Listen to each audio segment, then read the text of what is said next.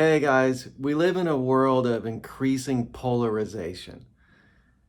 So much, I'm right, you're wrong, I have the truth, you're completely in the dark.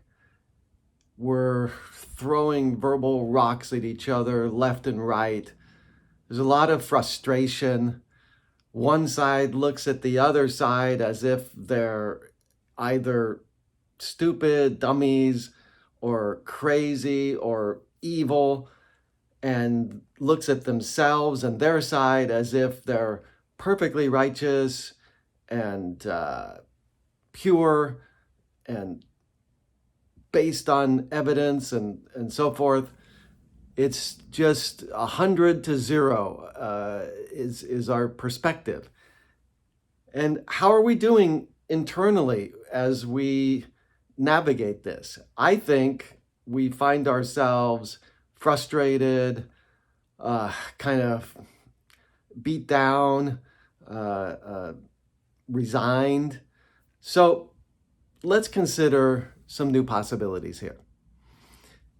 I don't have to be the first one to tell you, I'm sure I'm not the first one to tell you, that more than likely you're not really going to convince other people of your view unless they're really open to being convinced or persuaded. So I would say the better part of valor in most cases is simply try to avoid these kind of polarizing conversations.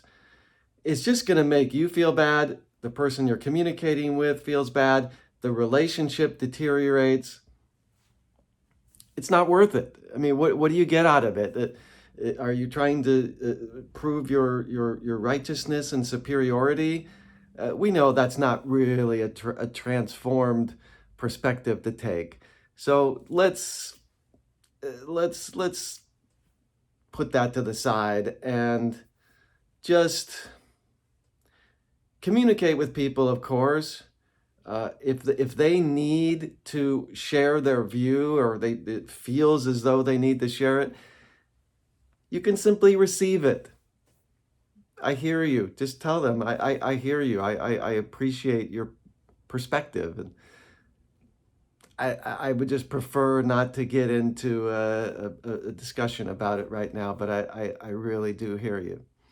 Now, if you can create a real opening for possibility from people you're talking to and also within yourself, well, that could be a very interesting conversation. And maybe you learn something, maybe they learn something, maybe you come to some mutual agreement. That could benefit your relationship. It can benefit you. It could benefit the other person. So my coaching is, first of all, do what you can to avoid these kind of polarizing conversations because it's not worth it. Have compassion for the other people in your life. If they get very strident and so-called righteous about it, I understand that's not always fun to be on the receiving end of, but